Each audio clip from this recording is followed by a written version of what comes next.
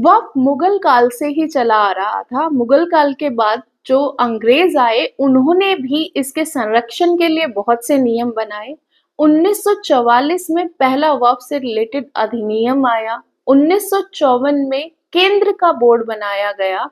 इससे रिलेटेड केंद्रीय बोर्ड बना वक्फ का, और 1955 में राज्य वक्फ बोर्ड की स्थापना हुई। उसके बाद सभी राज्यों में अलग-अलग वक्फ बोर्ड की स्थापना हुई।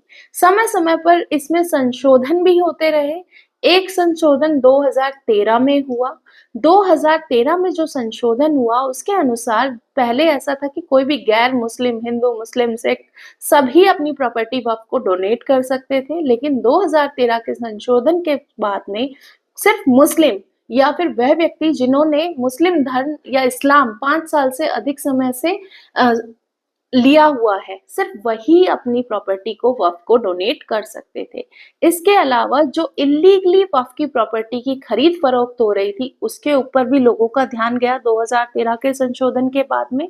इसके अलावा जो उससे पहले चीजें थी कि जो वक्फ की प्रॉपर्टी है, वक्फ तो अपनी प्रॉपर्टी के लिए 100 साल तक दावा कर सकता है, लेकिन अगर आपको पता चला आपकी प्रॉपर्टी वक्फ की प्रॉपर्टी है, तो आपके पास सिर्फ 1 साल का लिमिटेशन पीरियड था कि आप उस पीरियड के अंदर ही अपनी प्रॉपर्टी पे दावा कर सकते हैं, अथवा आप उस पर दावा नहीं कर सकते।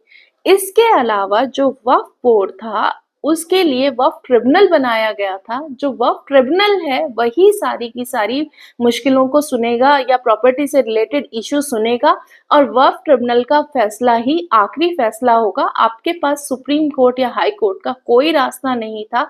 आपको वक्फ की बातें ही सुन के वहीं पर रुक जाना था, आप आगे नहीं जा सकते थे। Full stop.